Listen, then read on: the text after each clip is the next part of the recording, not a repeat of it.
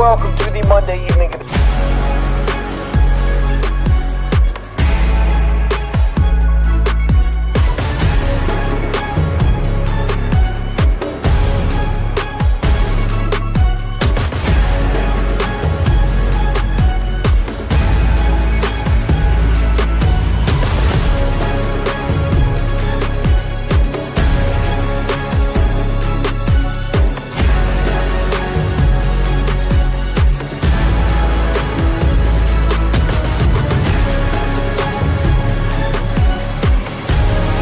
Love ball like I do.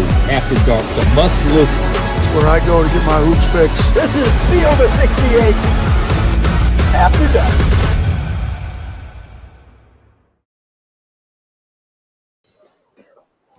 If you wait until March to follow this great sport, we'll pray for you tonight because you missed an outstanding evening. Then again, if you wait until March to follow the sport, you're not watching After Dark because you're the diehards out there. You're the people that we love after midnight. And on this night in Atlanta, in Pope they trust. Big Blue Nation, that is.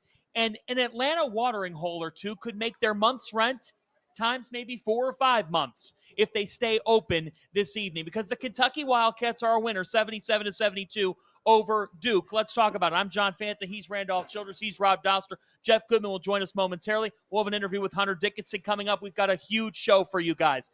Let's react to what we just saw. The Kentucky Wildcats in the Mark Pope era arrive. They find a way. Late in the game, Cooper Flagg gets 2 possessions. He is unable to come through. There's a variety of ways we can go with the storylines. What is your immediate reaction to this game and to this moment for Mark Pope, one of Kentucky's own, and in his first game under the bright lights, Rob, there's a lot of circumstances here. Kentucky's a winner. Well, first and foremost, before we get into this, I just got to say that is why you're the MVP. That is why we let you bring in the intros. That is why we let you get us fired up, man, because I'm ready to run through a wall right now. Great night. Oh, man. So my takeaways are twofold. One, I still believe that Duke is real. Like, I still believe that Duke is a team that can win a national championship. But the fight of that Kentucky team, I don't think they played well tonight. I don't think they really played all that well at all. I thought Amari Williams had a rough game. I thought Jackson Robinson missed the charter. Did they forget to put him on the team bus or something? Is he still hanging out at the hotel? No made field goals. And they still found a way to not only win, but come back from, what were they, down 11 at one point in the second half, Down right? 10. The level of fight, the level of toughness, it was a really, really, really impressive performance for a team that I would argue was outmanned and outgunned tonight by the Duke Blue Devils. It's I don't know. There's a culture and a tone that Mark Pope has set with that program that was really impressive to me tonight. Just a hell of a game, man. I mean, what do you say? I mean, there really isn't a loser. If you're, Duke Blue Devil fan, no reason to be discouraged. Mm-mm. I mean, I think the puppies need to go through this and grow up a little bit. They need moments like this. I do think they have something that we'll discuss later that they really is the only flaw that I think the team has. Mm-hmm. But this is more about Kentucky, man. I mean, Big Blue Nation have been crying and screaming, and they got the prodigy son home, man, and he delivered. I mean, in a big way. This was a game that it felt like Duke was in total control. I thought Duke was going to take it home. Yeah. And I thought a key moment was when, Malawak got in the cramps. That changed things. And that changed things. That because changed when he came things. back, he wasn't the same. So I thought Duke was going to kind of control the game. You know what it was? Until then? You could see that they were thinking about him, right? There was a play in the first half that kind of said everything about that matchup where Andrew Carr slips the screen. I forget who it was that threw it to him, but he's wide open, and he's got a dunk or a layup. And he stops, looks over his back shoulder, throws a pump fake, lets the defense catch up. He ended up getting fouled. Or no, he got the shot blocked in the play, and they got the ball out underneath. But that was the moment right there that told you what Kentucky thought about Kama Malawa. He controlled the half. He controlled the paint in the first half. I mean, people think about Kentucky, and they think about them shooting threes. Really what they do is they spread you out so much. They actually control the paint. Mm-hmm. They do a hell of a great job of scoring in the paint, and Duke made them one-dimensional. And when they missed shots from three, they fell behind. Yeah, a big three came late. It was hit from the other side of the country by Kerr Kriisa. It was a wild shot. Of course, he took another one. Kentucky started this game 5 for 5 from three, but it was tied. So early on, you're like, well, they're red hot, and yet it's tied up here. From there on, They finished 0 for their last 6 from 3 in the first half. They ended up hitting 10 triples. Right. That was 6 more than Duke. Duke shot 4 for 22 from 3. Think about this. Knippel, who I thought made an impact on the game, but he had a bad shooting night. He was 5 for 20 from the floor. And yet, despite all that, Duke was very much in the game and was in position to win the game. Yeah, I mean, it's people hate this cliche, right? Like it's a make or miss game. It's a make or miss sport. Duke had a number of opportunities in the second half to be able to hit back-breaking threes, or there were shots or moments. You know, I think Caleb Foster had 2 on the same possession from the same spot that he missed. Cooper Flagg had 2 on the same possession on the opposite left side of the floor that he missed. Tyrese Proctor missed one. There were moments that Duke had the opportunity to kind of be able to put the nail in the coffin, and they weren't quite able to do that. That's why I'm not worried about them. Right? Like those shots are going to go down. That's when they showed their inexperience to me. They had key possessions, and they just kind of – it was like they felt like they were in Cameron and wanted to hit that big shot to kind of, take over the game. And I thought they took a couple of bad shots during that stretch and let Kentucky hang around. Let's talk about this. Andrew Carr and Otego scored 12 of the final 13 points for Kentucky. At one point after Carr had a big lay-in and the foul to tie the game at 67, he's at the elbow, and he finds Owe who flashes in for a lay-in. I couldn't help but notice tonight, Rob, and we were sitting next to each other talking about this. Number one, it felt like a baptism for Big Blue Nation. It felt like the return to the national map in terms of a win. They've supported their team for years. This felt different. They were running offense. Pope's got an energy effect, and that whole starting 5 is upperclassmen. You felt that in the final minutes of this game. Yeah, and not just like to your point, right? Walking up at where we're sitting up here for the media section, to be able to get here, you have to literally walk like through the crowd. You got to walk up through the aisles, and I'm walking up through there, and there's a level of excitement that the Kentucky fans are always passionate, right? But there's a level of excitement, of happiness, of joy about what they're able to watch here. The win is great, right? I think that these Kentucky fans are so excited about the fact they get to root for a team that plays the way they want a team to play, right? Every one of those kids out there is fighting for like the Kentucky name, the Kentucky brand. And you could feel that.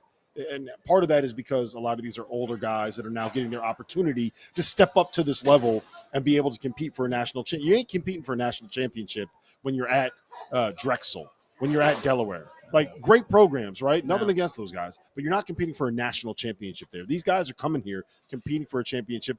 Andrew Carr, like, I don't know what I'm going to have to eat some crow. Like, serve it to me right here, fry it up, give it to me on a plate. Wow. I'm going to have to eat crow. I didn't think Andrew Carr had this in him. He went at Cooper Flagg and beat Cooper Flagg. And my biggest concern in this matchup was like, I don't know, Andrew Carr against Cooper Flagg. I don't know how that's going to work out. I was wrong, man. I was wrong.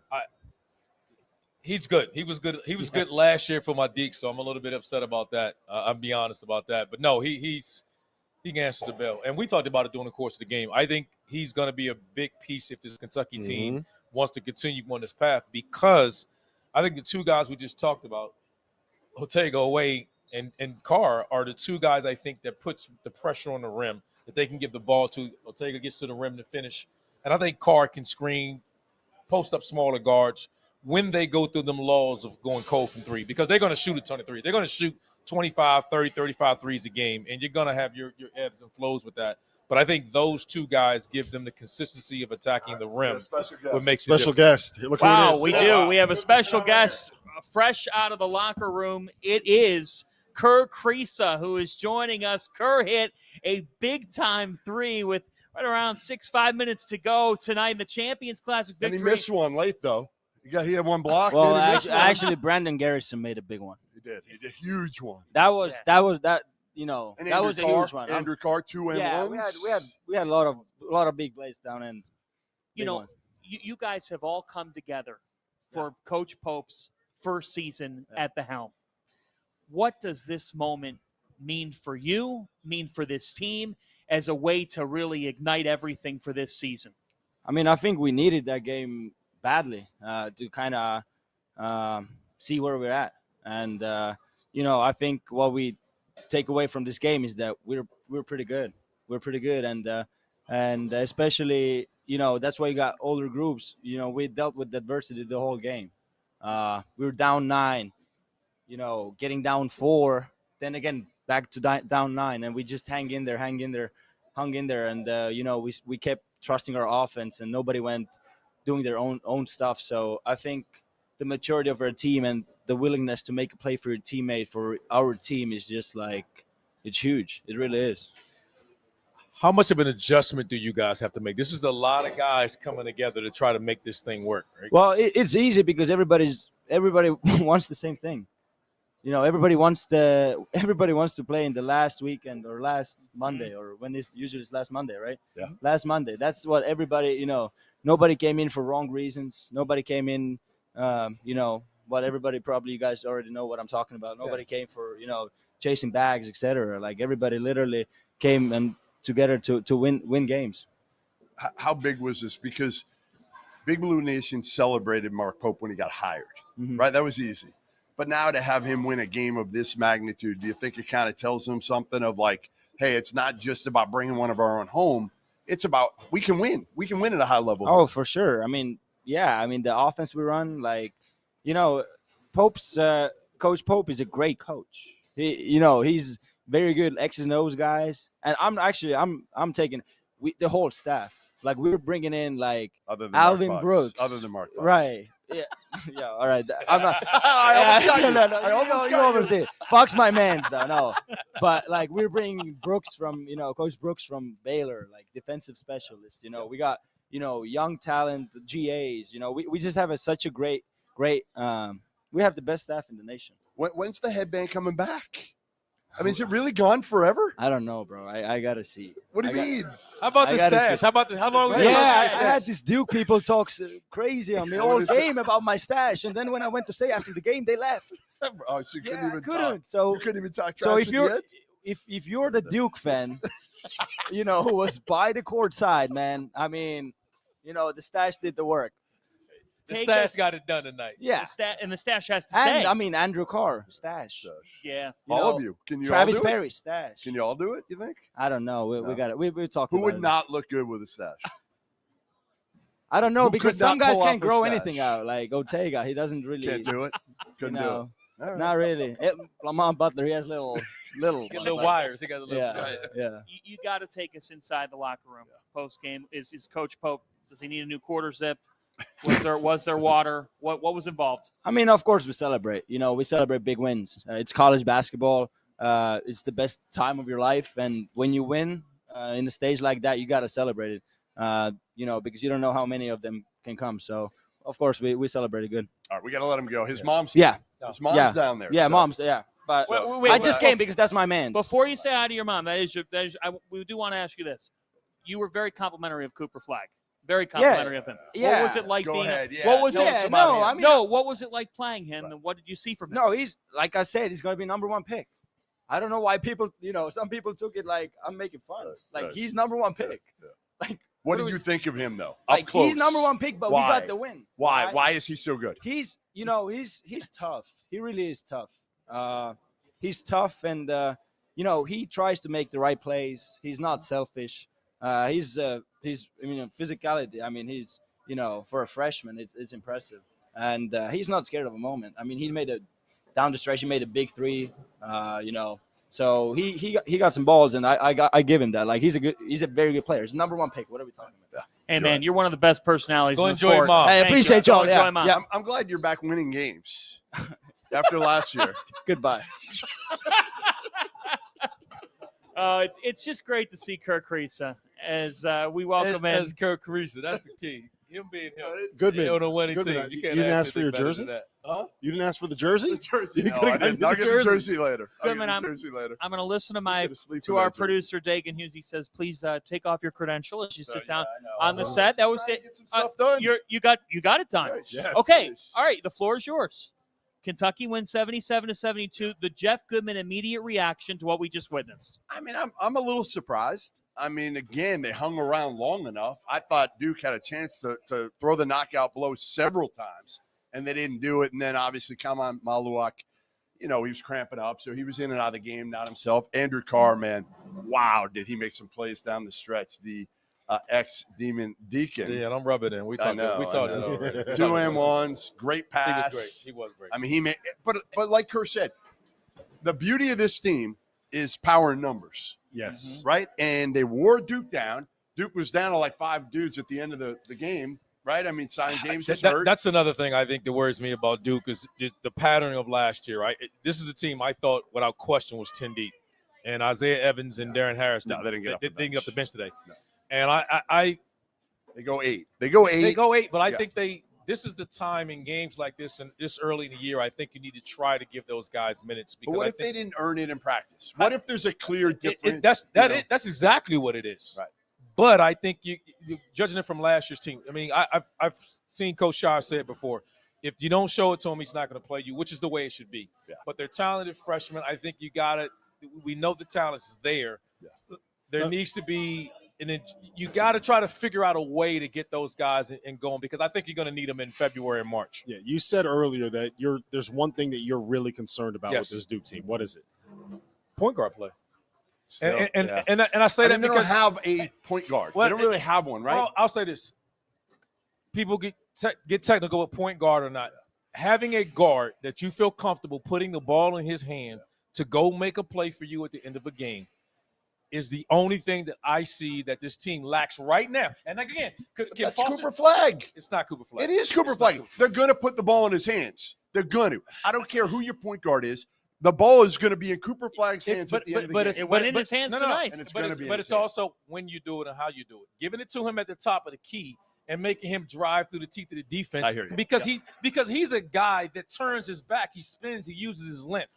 So if you're going to run him in a post in a secondary part of the defense and then throw it to him in the mid post and move, that's different. Yeah. But I'm saying you need to have a guard that you can say, hey, just go in the paint. And Proctor, I thought, has been much better than he's been in a long time. I'm really impressed with what Proctor's done. I still think between him and Foster, one of those guys have got to be able to fit. And I think it's Foster. I think Foster is the guy that's shown he can consistently get to the paint when he wants to. I think he settled some tonight. Tonight wasn't his best game, but I've seen him do that. But he has to take a bigger step. He also the perimeter defense for Kentucky. Like when I love Kerr. When Kerr was on Caleb Foster, they went to him. Like the one thing that I was really impressed with John with his game plan was that he identified the mismatches that he knew he could take advantage of. And as soon as he got one of those mismatches, they went to that guy, they put him in the ball screen, they tried to get him isolated against him. And it happened a bunch with Kerr Kriisa. I say all that to say this. There were a lot of times where you got Lamont Butler or Ortega Oweh on Caleb Foster and Tyrese Proctor. I'm ready. I'm willing to give him the benefit of the doubt and say, look, you know what? You got one of the best defensive guards in the country on you who happens to be a 23-year-old fifth-year senior that hit a game-winning shot in the Final Four. Yeah, you know what? Sometimes you run into that. Again, I'm not saying it's I'm not sour on Duke at all. I agree with I just think they need a guy, and I think it's Foster. Foster is the guy. Proctor did a better job because last year we were talking about he wouldn't even get in the paint. I'm not sure Foster's the guy that you're talking about. Like again, can he make people better? He can get in the paint is all I'm saying. Sure. So him getting into the paint creates issues. It's drawing fouls, doing everything else. He has the ability to get. He did that as a freshman a year ago. He was the best of those three guards of getting to the rim. He can do that. I'm not saying he was better than to McCain or anybody. I'm saying he's the best guard, but he's better at getting to the rim. Can I tell you what my biggest concern is with this Duke team? Is so much of what they do is reliant on Con Knipple and Cooper Flagg to beat a guy, get to those little 8-foot turnarounds, and make those shots. I think what we saw tonight, Kentucky hit threes and free throws, and Duke lived and died with a bunch of mid-range jumpers, right? And honestly, they died with a bunch of wide open threes. What number game is this? I don't know. What number game is this? But that's they three. can adapt. Yes. That's We're 9 days in. They're not this you poor of a wanna learn 3-point from this. shooting team. No, dude, the 17-year-old out there, he's a finished product. He's never going to get anything. What I'm saying is they can change. Obviously, they ran a lot for Con tonight. A lot. They did. He was now struggling. maybe they changed. Maybe that was just something. Again, all those are early makeable on, shots. He's been dominant in practice leading up to it, and in the early games, he's been very good. Well, maybe now that gives John Shire something of, hey, Proctor, because Tyrese was really good early. Proctor was solid. I felt like he kind of disappeared in the middle of the game for the most part, and they went away from him. Jeff, they're good. They're going to be really good. They can win a national. No doubt about it. They can win a national title. Absolutely. We'll get back to that. I do want to do more big picture on Cooper Flagg, but let's talk about the team that won tonight for a moment. Yeah. First off, it looks very different. Kentucky basketball looks quite different. I use the term baptism. It felt like a baptism back into the national map when they're a winner tonight for Big Blue Nation, which was on fire. If I had told you Jackson Robinson would not have a made field goal, Amari Williams would go 3 for 12, a bunch of things did not go right, and yet they would win. What does tonight represent for Mark Pope and Big Blue Nation? I think just validation that he was the right guy. The right choice, now, again, it's still one game. Of course. It's still one game, so let's not get carried away and put Mark Pope in the Hall of Fame yet. But it was a huge win on the biggest stage in the non-conference. So I think it just made Big Blue Nation feel better about the fact that, okay, you know what? Because I think still some of them were like, we let Cal go. Like, he's still John Calipari. He still won a national title and had it rolling early on. And Mark Pope, frankly, hadn't done that much in the tournament. I think what this system shows is if I'm a high school kid out there, I'd love to play in this system. Well, we know you would. I would. I would love to play. I see he's there licking his chops. Hey, man, listen. I would love to play it, but no, it was impressive to watch. I think obviously everyone feels like he was the right guy for the job, but more importantly, they had to say something because this team was picked 7th in the SEC. That's crazy. Yeah, they are finishing there. And we said you that. Said that. Yeah, you said that early. I said that early. I said it when I first saw him. I was like, hey, this team was. Well, there's not 6-7 better teams in the league than him. This team will finish much higher than that. But also, like, just to push back on that, like, Alabama was number 1 in the country for a reason. The preseason, Auburn looked pretty good. Auburn beat Vermont by 50 and won at Houston. After that, though, Tennessee went into Louisville and beat them by 22. Like, it's the best conference in the country. Kentucky is a very, very good team, and there are a lot of really good teams in that league as well. We've got a break. One question real quick on Kentucky, okay? Dagan, I love you. Dagan, I love you. I'm sorry. There's 2,300. Got a break, and he says, I got one more thing. There's 2,300 Kentucky fans watching this right now. I'm going to do what I want to do. There you go. Right. Executive decision, Rob. Go ahead. All right. So my biggest concern with Kentucky heading into this season was whether or not they had a dude that you could give the ball to at the end of a game to go make a play, right? I didn't know if they had that, like, all right, things are bogged down. There's 10 seconds left. We need a bucket. Who do you give it to, guy? I thought it would be Jackson Robinson. No. He was not ready for it tonight. No. Should I be bought into Andrew Carr and or Otego Owe being that guy? Is that a valid concern, or am I just off base? I think it's those two guys because they give them a chance to attack the paint different. Everybody else, I think it's whether it's Brea, whether it's Robinson, everybody else is the 3-point shooters. That's what they want to do. That's what they do. Those two guys give them the ability to say, get in the paint, finish. I think Carr does it off of he can turn and face a big if you put a slower big on him. Mm-hmm. And then when he sets in ball screens, because he can shoot, you got to switch. And them throwing it inside. That's why he's invaluable to this team and why he shows up in those moments. Because when they're in the middle of one of those stretches where they're 0 for 5 and it gets it's the guts of the game. Like we saw. Run a ball screen, you have to switch. And when you do, you can throw it inside. We were talking about that during the game. They've done it several times looking for a basket for him. Yeah. And I think that's going to be a recipe they're going to use all year long. So that part I don't worry about. He was terrific tonight. He was tough. And yeah, to me, he's the one piece that you're like, he's got to be on the court. He's got to be on the court 30-ish minutes. Yeah. All the other guys, it kind of depends on matchups. Obviously, Lamont Butler. I give him credit. Lamont Butler he attacked, especially in transition. He attacked.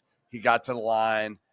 You know, and again, I just thought they kind of wore him down at the end. They hung around. They wore him down. They made plays. The experience show. Yeah, right. I agree with that. I think in Duke's freshmen kind of looked like freshmen at the very end.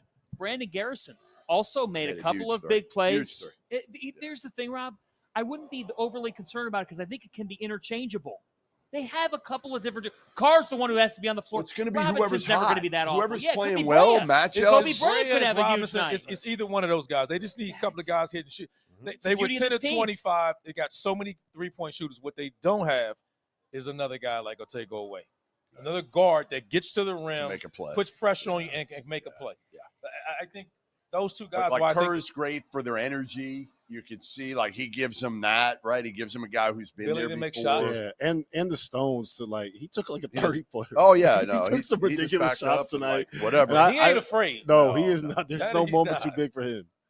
Coming up after the break, we'll have an honest discussion about Cooper Flagg, who had a huge night and who now is going to be, well, the lead storyline on every single show in America when we wake up. What does Jeff Goodman think of that? What does Rob Dauster think of that? What does this guy think of Cooper Flagg? Plus, Bill Self made some history tonight, and Hunter Dickinson talked quite a bit about it. We're going to talk about the Kansas Jayhawks, who were a winner over Michigan State. And Michigan State, they could use a jump shooter, maybe. And a big guy. We'll talk about that and more. This is After Dark from Atlanta, and we are actually taking a break. If you haven't heard by now, we have partnered with BetMGM for the season. We'll be using BetMGM lines to make all of our picks, and we'll have special offers for the listeners and the viewers. Download the BetMGM app and sign up using the bonus code FIELD. Deposit at least $10 and place your first wager on any game, and you'll receive up to $1,500 in bonus bets. Go download the BetMGM app and use the code FIELD today.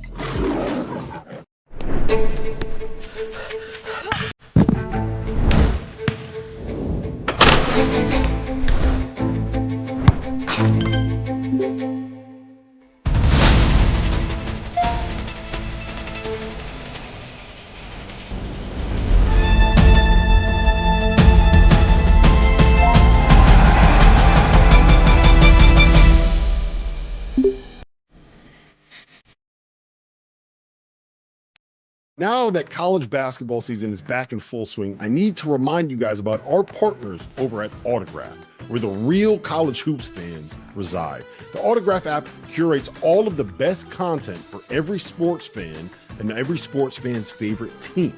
Podcasts, blogs, analysis. It's all there without the nonsense from the talking heads that don't actually watch the games. And there's a bonus. Consuming content on the Autograph app earns you coins that can be redeemed for rewards for things like no-fee tickets or signed jerseys from your favorite players. There are a couple new features in the app that I need to let you guys know about as well. Autograph Replay gives you a quick-hitting summary of the previous day's news so you can keep track of all the important things going on with your favorite teams. And Autograph Rooms allows you to chat in real time with the true voices of fandom within your team's community. So go to the link in the description or scan that QR code on your screen and download the Autograph app.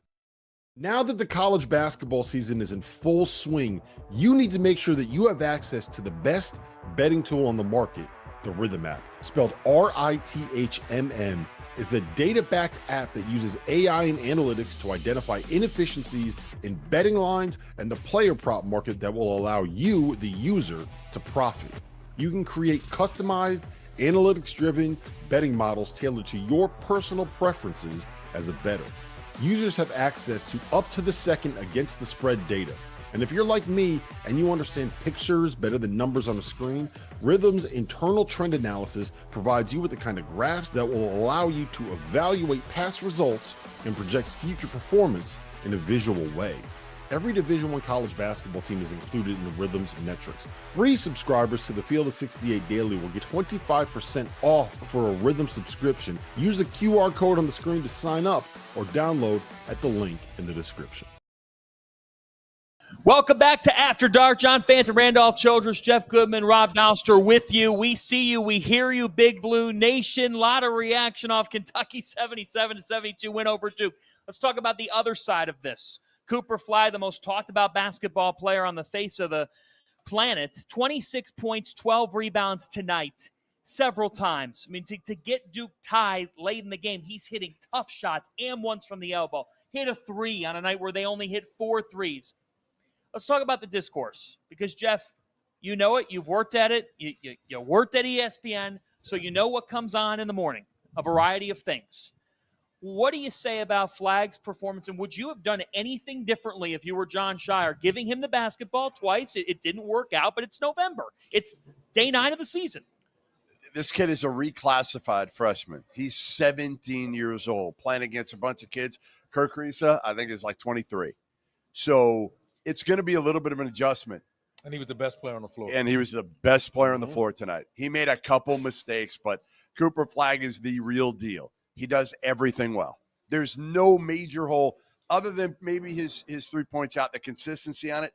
Everything else, he's a terrific defender. Terrific. He's in a stance. He plays hard. He makes the right decision. He gets his teammates the ball. He doesn't force shots. He can post up. He can put it on the floor. Like, what? I mean, again, if anybody is saying anything negative about Cooper Flagg off tonight's performance, you are a moron. You're a complete moron. I was going to say an idiot, but same thing. How do you not? I mean, the kid played his tail off. He competes on both ends of the floor. Yes. He was the best player on the floor tonight. Yeah, I don't think that was close. He was spent. I think, like I said, he's got to get some help. Maybe try to run him in. I mean, it's just. Did you agree with what they did? Yeah, the last two because possessions. He had it going. He picked this matchup. He could beat Carr off the bounce whenever he wants. Wants it. And he wants it. He wants the moment he did it. I just think I would like to see one of the guards step up, like I said, take some pressure off him. Take some pressure off of him and make a play. That's all it is. And I say it's got to be Foster. And again, he'll be better. This team, the ceiling of this team is so high. I think it's just all for their take, and I think they're going to continue to get better. The only other thing I'll add to is their bench. We talked about this. Their bench or lack of production from their bench. 25 to 6 in bench points. Yeah, before you go on that real quick, the one thing that I would say is if there is a place where I think Cooper Flagg can improve, it is in his ability to break somebody down off the bounce. Like, he is an incredible athlete. He is a guy that can finish above the rim. The thing that he does best, in my mind, more than anything else, is all the intangible winning stuff, right? That's the right rotation defensively, the right pass here. He let everybody else get involved, and he took over in the last 10, 15 minutes of this game, right? He does all the stuff that you want people to do.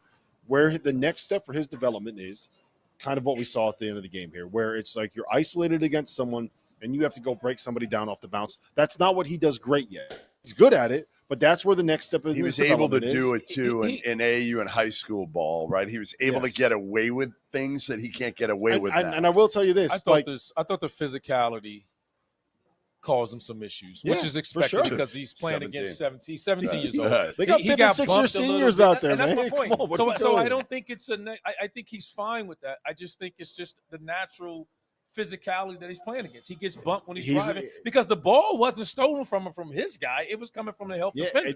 He's supposed to be a high school senior, and he just went for 26 and 12. And he's not playing against Maine or Army. Yeah. Yeah, it's a bit of a difference. He had 26 and 12 with 2 assists and 2 blocks. Like, what are we talking about? How are you going to he's a terrific player. This is like he's as good as advertised. This is like when people say LeBron James. Maybe he better. isn't. If not better. Maybe better. Maybe better. I mean, 26 points as a 17-year-old. I mean, how could he be better? He's like, how could he be better than advertised? I mean, he's advertised as the number 1 pick as a 17-year-old. But he came in as a closer. People saying he's the national player of the year. He came in as a closer. I think that part of his game impressed me. But he's done it. I guess he's better because with the bright lights, a lot of guys don't show up on a night like tonight. They're not efficient. He was incredibly efficient. Again, he didn't force things. He didn't let the moment get too big for him and say, like, I got to show him the number 1 pick. And you know what else? Like, he stayed within himself the whole night when a lot of people are expecting him to go for 30. I don't think it's a bad thing to fail either for kids at this level, right? Like, I don't think it's a bad thing to experience loss, to experience making mistakes like that, especially for a dude that's wired the way that he is. No, here's the thing. It's not a bad thing at all for a kid to fail. What's bad is the crappy discourse that comes off it from people who hide behind keyboards and who give their takes and who make their claims. You know, as idiots. No, but that stuff exists, and Flagg's handled it very, very well. We have to accept that failure is a good thing for a 17, 18, 19-year-old, whether they're making NIL money or not. It's a good thing for a kid and his long-term career. He will be better off from this night. You know, right now he's going to have the ball in March in a late game situation. I don't understand why if you're getting technical, you're nitpicking about the turnovers late. they're not even in that position if it's not for him. They That's weren't right. running any plays. The previous 4 or 5 plays leading up to that, he made those plays. You keep coming back to him like that. That's just tough. That's a tough ask. I mean, you put the ball in his hands. Everyone saw what he was doing.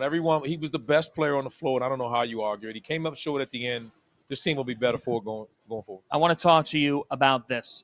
You and I were talking throughout the game. RC and I were sitting next to each other, and you were breaking down the Kentucky system to me.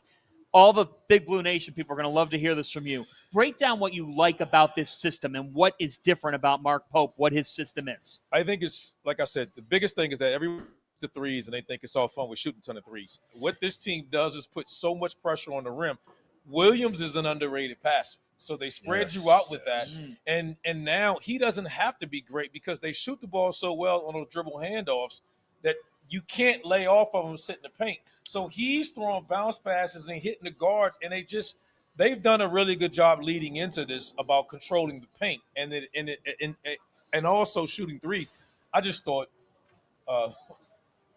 Malawach was just controlled the paint. Oh, it was more about him in the first half than I thought anything else. He was just athletic enough to come up, go back, keep everything in front of him. The game changed significantly for him when he cramped, which is the second player, because Cooper Flagg was cramping in the Army Paolo game. Banchero cramped up. There's what is it with these Duke Shire's freshmen? not happy about it. He talked about it at the Army game. I heard this. And I can tell you now, going back to Duke, Shire's Got to figure this thing out. Yeah. The strength and conditioning department, heads are everybody's gonna going to have. roll Yeah. Jeff, when Kama Malawach left the game, Duke was up by 6. When he returned, it was tied. Yeah, no, he's a different. And he wasn't maker. the same. He's Derek Lively. Very similar. Very similar. He might be even more intimidating. You know what it's like? It's similar. It's similar to the impact that Donovan Clingan had for UConn last year, where like you don't have to worry about the like you can get much more aggressive on the perimeter defensively when you have a guy at the rim that you can't do anything around. Like, and guys are just scared tonight. Early. Yeah, we talked about that. They were just intimidated. But if I have to be critical of Duke, I'd say too. The bench has to be better. He said, "If I have to be critical, because, if I have to I'm Randolph Childress, Wake Forest legend. I gotta say bad things about Duke. I said too many nice things about Duke tonight, so I gotta say something bad. Their bench production. This they need won't one cut more it. guy. They need one more guy in case a Zion James or somebody like that gets hurt. It has to, and that's why I said it. Is it Darren Harris? Is it Isaiah Evans? If they're not ready now, they need to get them ready. They just need to be able to have more depth and not just be eight guys in a game like this. As the season wears on, you know. Say this too before we move on. Like this was a fun game and a fun environment. Great game. Because you had God, the Duke crowd is great. The Duke crowd is always good, and I always forget how good it is at Champions Classic. They travel really well. But Big Blue Nation, you could just feel it with them, how excited they were to see where they stacked up with Mark Pope. Again, if you wait until March to follow the sport, we'll pray for you. Because this tonight was theater. It was outstanding. Yes. We looked at each other down the stretch, and I'll ask you both. You think this sport's doing okay? Yeah. I think it's – and again, beautiful. Listen, once we get to this point, when it's about the games – it's so nice. It's just, I don't know. I feel like a sense of like relief in a way that like we're done with the portal. We're done with talking NIL for the most part. We're going to talk about it, but now we're talking about games and we're talking about, again, neutral site games generally aren't great. They're not. These Champions Classic, even in Atlanta, right? Even in Atlanta where like it's a pro sports town. It doesn't have the same juice that New York or Chicago do when Champions goes to those places. The second game tonight was unbelievable. I think they ought to add we talked about this on the ride. Would you add teams? I would add teams. Oh, maybe over another day. How about maybe the champions? Tomorrow. I mean, how about the champions? It could be. I think Carolina would be a good addition. I think Arizona would be a good addition. I think Gonzaga. Are you going to do it? Are you going to say them? Baylor. What about Baylor? You have to say the name. Are you kidding? You can't say it? No. Jeff, he can't say the school's name. I'm going to give you some that were in the mix for one this year. Indiana? This almost happened this year. Okay. Baylor, Gonzaga, Illinois, and a team from Stores. No, if they didn't win the those natty, four, they can't be those four were almost involved in another like champions type deal. It's got to be Indiana, Carolina, Baylor, and Arizona. And your That'd four be were great. who? Your That'd be four were great. who? The ones that almost happened this year. We can't give them Was- almost one. It's was called Baylor- champions. Baylor, Gonzaga, Illinois. If and it's the champions, team why from is Gonzaga Stores. in there? I didn't put them Baylor, in. Gonzaga, Illinois, and UConn. I That didn't would have say been good. Gonzaga. All right, we're going to move on. Yeah. It's a good thing that we ended with the game that we ended with tonight. I Yeah, will say you that. think? The The first half of the first game, I needed a lot of caffeine. A lot. final score, Kansas 77, Michigan State 69. In this game, the two teams started a combined 6 for 31 from the floor, and Hunter Dickinson made, I think, 5 of the 6. I'm going to give you the floor first because you have a lot of thoughts about this game.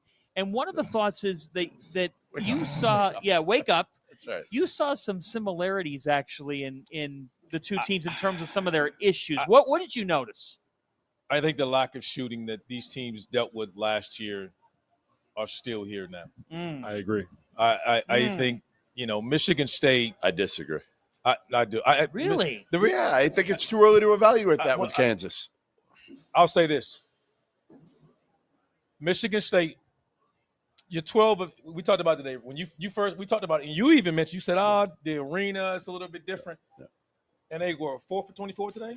Michigan State, in this game tonight, Was 4 listen to for 24? this. They were 3 for 24 24 from 3 on the season. Wait, they're 12 for 60. Remember last year? 12 of 60. Wasn't this them last year too? Yes. Weren't they worse? They started. It was Wasn't like, it worse? Yeah, it was like 2 for 30. So this It is was 2 something years in a insane. row. It was 2 years something in a row. insane. And part of the problem, guys, you don't really have a low post presence. No. And you don't have Tyson Walker and coming back on.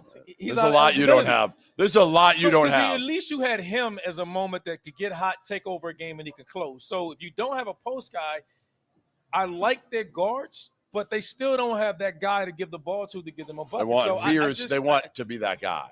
Wow. And he's we talked not about ready. it with Kansas Veers as is well. Veers can pass. Like he can set up He's people good. He's up. going to Yeah. be good. He's a Yeah. good player. I think he's talented. I Does just he think have I enough worry weapons about their around him? ability- Jaden Aiken shot 1 for 8 tonight. Yeah, he's the guy. He's the guy he's the veteran.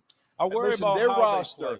Their roster. If I just told you Tom Izzo is not coaching this team, and I told you that Michigan State roster, would you even rank him in the top 50? Probably not. No. It's a very, very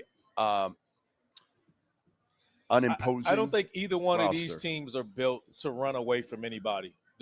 You're going to get that type of style and that type of game playing with. Well, these wait a guys. minute then. Okay, so then Rob, hold on. I think Rob, Kansas has it in them. Is though. Kansas the best team in the country? I don't know, man. Is Like, their best team in the country? I don't feel comfortable saying that anybody is the best team. in the He's going to country say right now. Auburn. I think Auburn has been the most impressive in terms of what we've seen. Sure. Totally. When I put together a top 25, I still had Alabama and Kansas as 1 and 2. Would you after I would- watching Kansas now? Would you keep them at number 1, or now would you say, you know what, Probably Auburn's like, deserved it? Auburn does deserve it. Here's what I will say about Kansas is that they got a lot of threes out of their offense that I think were shots that they wanted. Like I think it was very obvious Great. tonight. Their game plan was like, we got a 7'2", fifth-year senior that's been a 4-time All-American. Like, let's get the ball to him when he's being Well, it's guarded going to by be a that bunch of- every game. No, I Yeah, know. but they saw who And was then- guarding them too. And then I out think of the gates. like I think that like Rylan Griffin got shots that he could make, and did. Zeke Mayo got shots. I think a lot of the threes they got were threes that Bill Self wanted to take.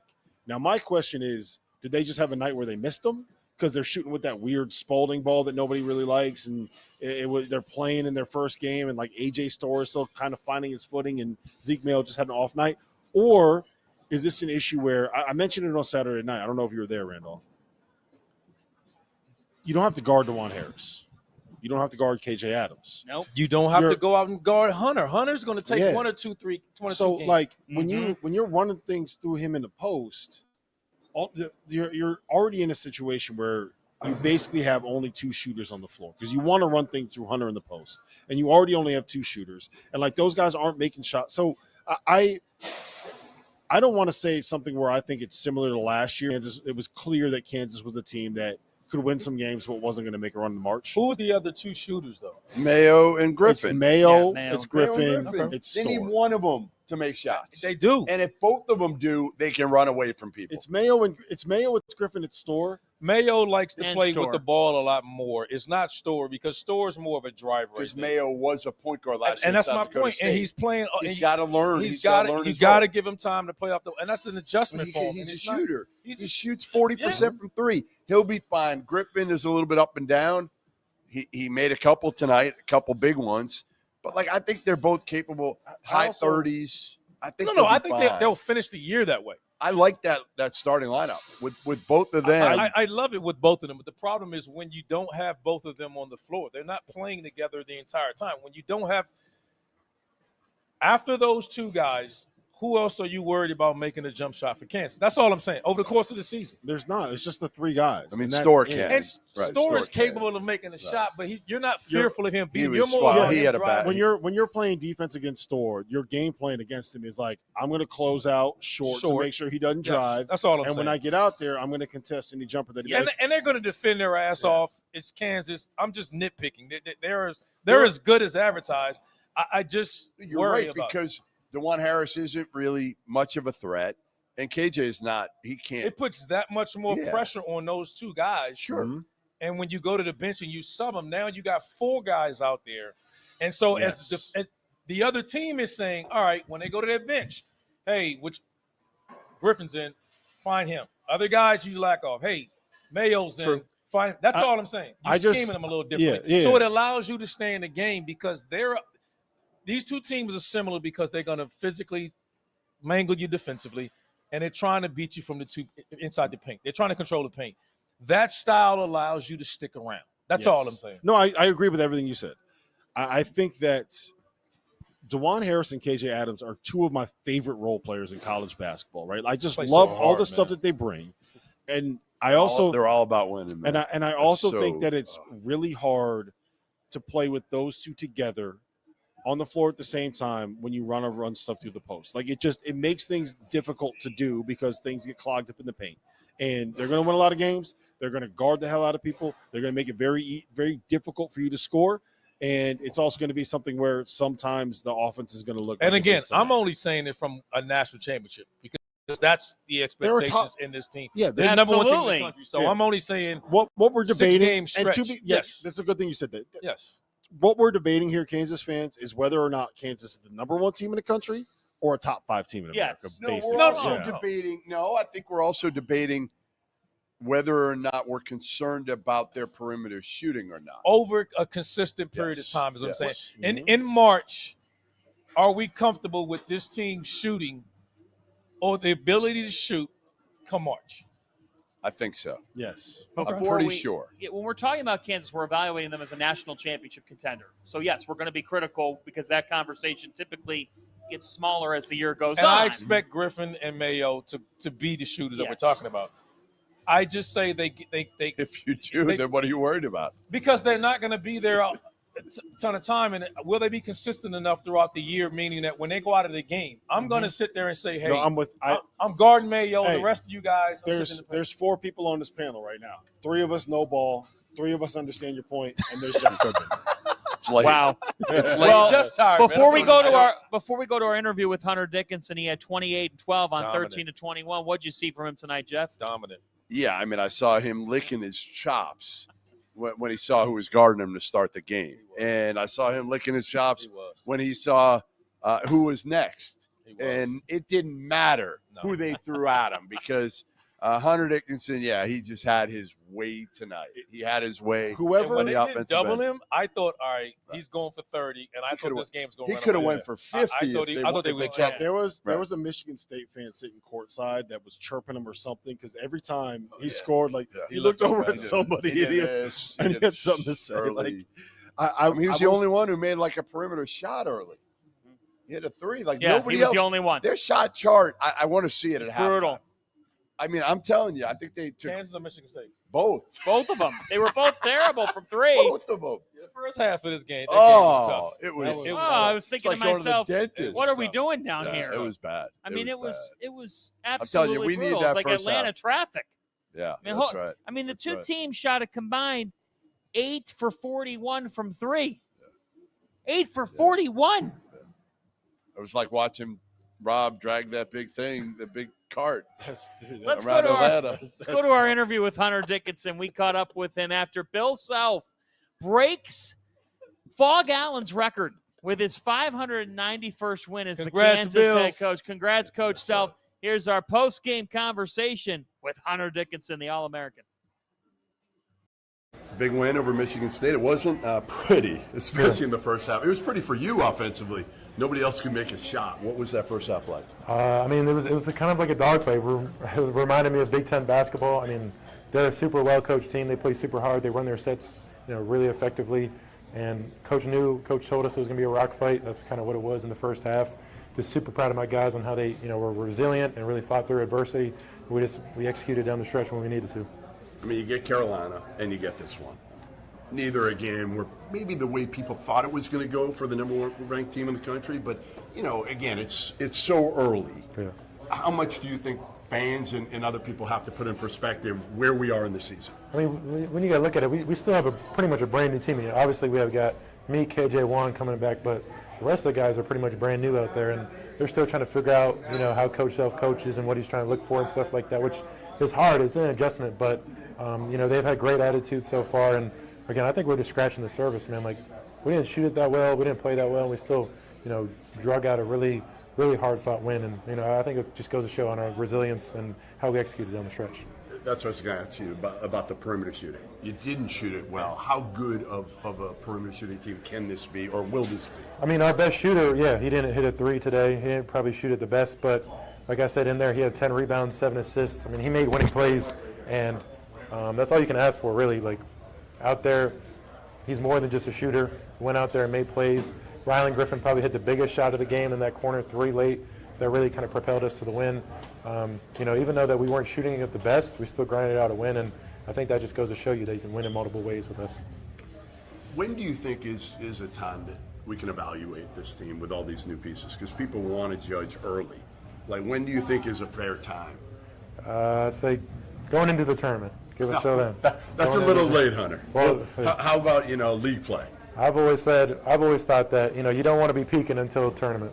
Like, teams peak early, fall off. Some teams are super ready for league play, and then they fall off. You want to be peaking, early March is when you want to be peaking and playing your best basketball to try to win, a couple straight and win the national championship. Welcome back to State Farm Arena. Great for Jeff Goodman to catch up with Hunter Dickinson after the game. Hey, keep it locked at the Field of 68 After Dark is every night. Go to our YouTube page. If you missed part of the show, we will have full breakdowns, full segments, all that. All right, it's time for What We Learned. RC, the biggest thing or things you learned tonight at the Champions Classic. Kentucky is better than I think people think they are. I think the biggest thing I took away. Everyone else was Duke was I'm fine. Kansas is good, and Michigan's what I think they are. But Kentucky is the team that impressed me the most. That I think is better than people think they are. I had never seen Con Knippel play before. He's good. I'd never seen him. He's good. Woo-hoo. He's really good. He is fun to watch. He's really good. He knows how to play. Knows what he can is. Shoot. Yeah, he uses angles. He can get to the basket and finish. He's the real deal. As much as we talk about Cooper Flagg and we have in this show, like Con Knippel is going to be one of those dudes. I can't stand giving T.O. credit for anything, but he calls Con Knippel Matt Harpering. But you don't even know who Matt Harpering is. I watched Matt Harpering. I think he's play. better. You think he's better than Matt Harpering? They were a little different. I don't think they're similar. I don't think that's a good analogy. I don't either. I don't think that's a good analogy. T.O., put that one to bed, baby. I don't think that's a good analogy. You're already asleep. There's no chance. There's no chance he will ever see this. Yeah, T.O.'s been asleep for like 3 hours. T.O. didn't even watch Duke Kentucky. He'll watch that at Watch it 5:30 tomorrow in the morning on Synergy. Say, Matt Harpering. guys, what happened late in the game I with don't one think that's possession? He's probably going to shut it off for 5 minutes and be like, yeah, this one's over. Yeah, after Carr has What's your what you takeaway? learned? The biggest thing I learned is I owe Andrew Carr an apology. Did you kill Andrew Carr? Really? No, I didn't. I didn't say anything that bad of him. I just didn't think that he had this in him, right? Like I didn't Really? Like, what do you mean? What did you just say? He was 40% from 3 a year ago. Well, the plays he made to put it on the floor and Put it take on the it floor, at like, Malawak. he was- Maybe because I saw more weight games. Yeah, He's shown you. He just maybe you didn't see it as much as you saw it tonight in this moment. Yeah, because Wake didn't play in probably games of this magnitude. I mean, I think look, that's probably what you're Wake missing. Forest last year, what they would do at the end, correct me if I'm wrong, was like, all right, Hunter Salas, go get us a shot. Yeah, And but Kentucky down but the he stretch. had moments like that last year, which is why he's here. Yes. Which is why he's here, because they identified as a forward that stretches the floor, that he punishes mismatch. Like, that's the unique thing about him. Like, you got face-up guys that want to play on the perimeter.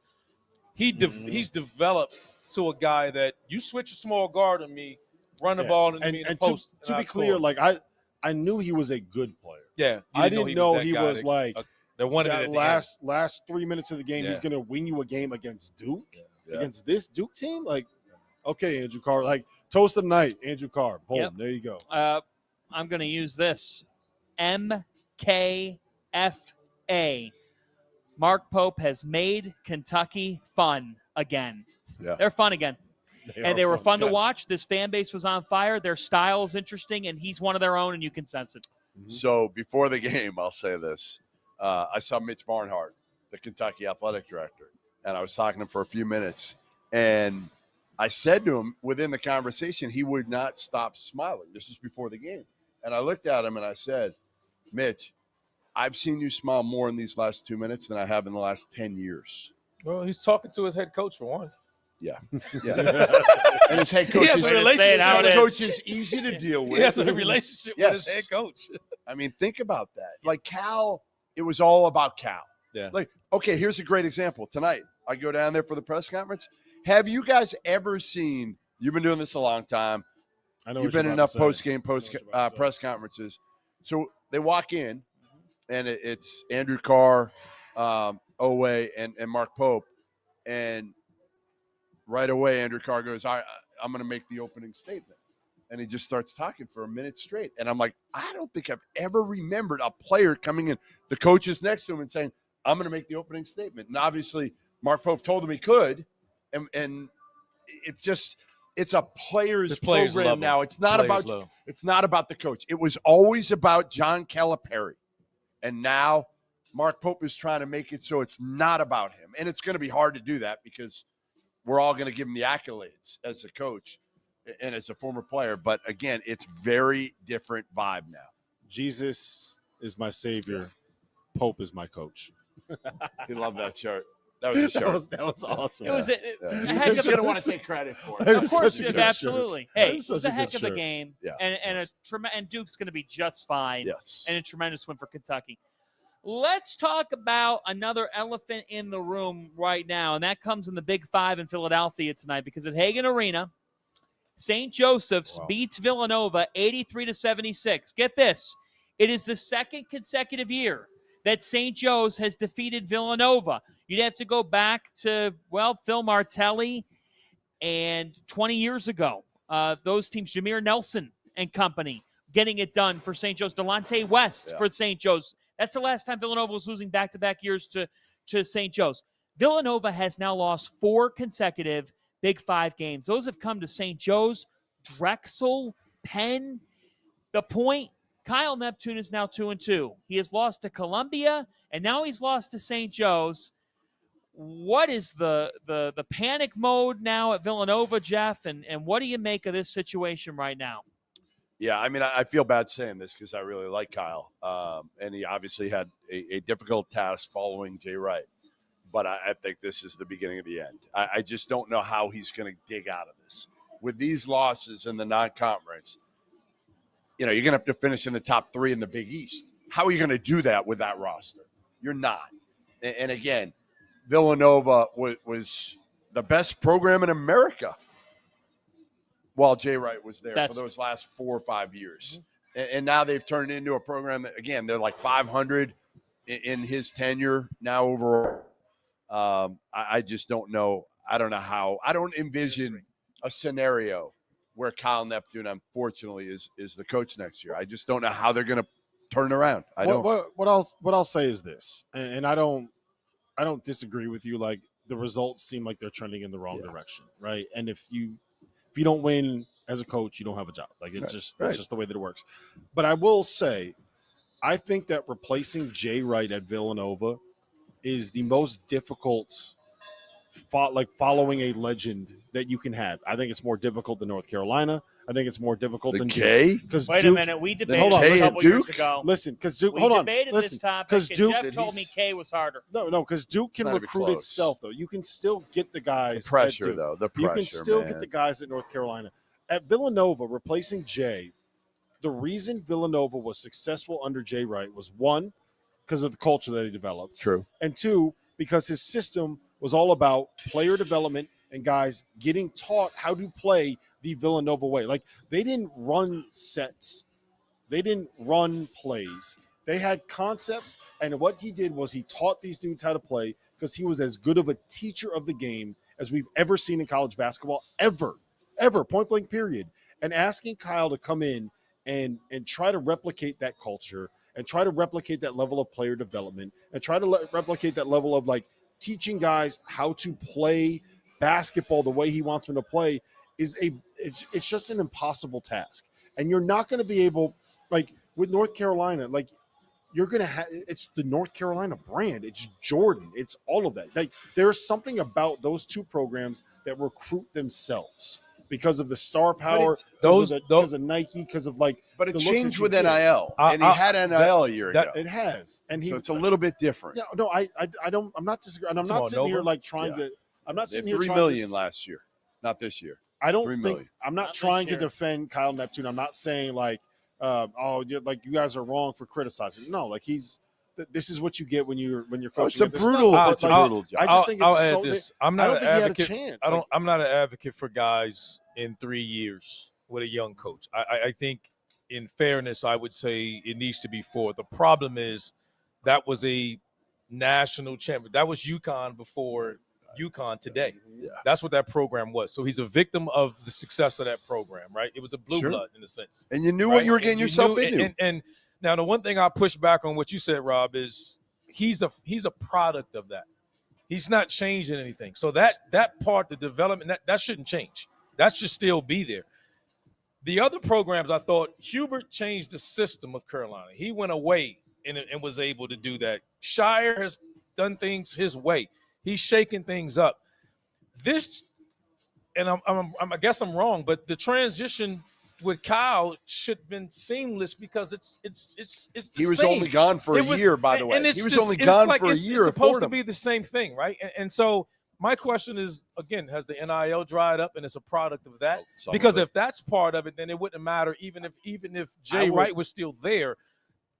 Villanova would be Villanova that I would make the argument that NIL and the transfer portal and the fact that he had all of these guys come in for 1 year is part of the problem for when you're trying to build a program based off of player development, based off of culture, based off of all that. You have all of these new faces coming in that are here for like a year. But he's not the only one dealing with it. No, I know. And I don't like, maybe he's not cut out for the job, but I'm just saying, like, I don't know. I don't know how he could have stepped into that role. Well, there was nobody else. That was the problem. They wanted to keep it in the family. There wasn't and really rightfully anybody so. else. And Jay obviously had something. It's like all these guys, all these legendary coaches. You know, we talked about with Autry even at Syracuse. The coaches had something to say with these guys. So there's a belief there in these guys, and they deserve it, rightfully so. Yes. So again, whatever it isn't working to start. Let's hope he can figure this out as the season goes on.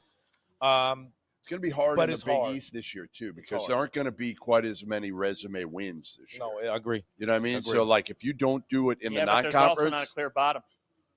You're in the bottom. Yeah, you may be. You're not that far off because, again, DePaul's gotten better. Georgetown's better. Better. DePaul won 3 games all last year. They actively quit. Yeah. They were done by January 1. They were literally in the Bahamas. Here's the thing. You can't lose 4 straight Philly Big 5 games. You can't. No. You can't be losing to St. Joe's back-to-back years with Drexel. Columbia at home. And Columbia at home. You lost to Portland in his first season. Right. I mean, here's the thing. You're judged on wins and losses. It's Villanova. Yeah. Let's just be real here. In that league, this is not DePaul, Butler, or Seton Hall. There's a standard there.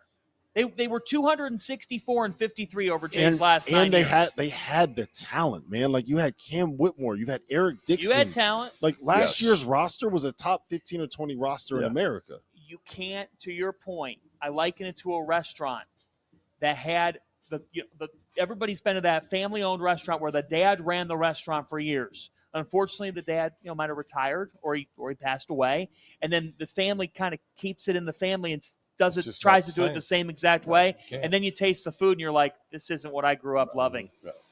They got to go outside the family for the next hire. There's no way they can stay in it. There's nobody left. I mean, and again, Kyle had done it for 1 year at Fordham. He had done it for 1 year. He'd done a nice job in that one season. And a really good year. Again, I mean, I thought he was the right hire. For whatever reason, the results are not there. Again, he's a young coach. This season isn't over. Let's hope he can figure it out. But I don't think they've shown any confidence. There's no reason for anybody to be confident that this thing will get turned around. Can I just say, shout out to St. Joe's for getting the win. Like, that is a big win for them. Big win for them. They didn't even get a very good performance out of Eric Reynolds tonight. No. Xavier Brown, 18 points, 13 assists. How about that? Dude's a player. Yeah. That's going to do it for us. Heck of a night. We're done? Gentlemen. We're not going another hour? Yeah, you can go. I think, you could do your show. I don't think any more Dagan Kentucky Hughes will players stay that you want to go bring up here? No, everybody's gone. They're probably out at the bar right now. Yeah, Can we just end the show with maybe following Rob as he packs up and wheels everything out back to the hotel?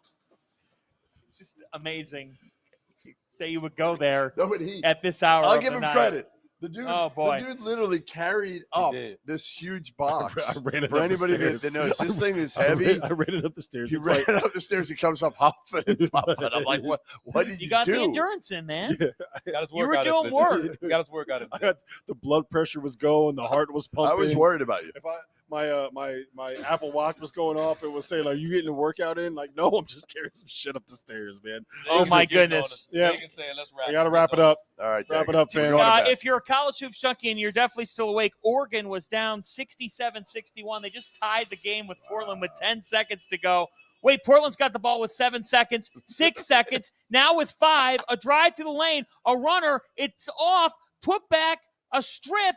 Loose ball. They're going to overtime on Big Ten Network. Basketball. It's a Big Ten Network for Oregon and Portland. Quack, quack, everybody. That's Rob Dauster. That's Chef Goodman. That's RC. I'm John Fanta. Good night. This has been After Dark from Atlanta.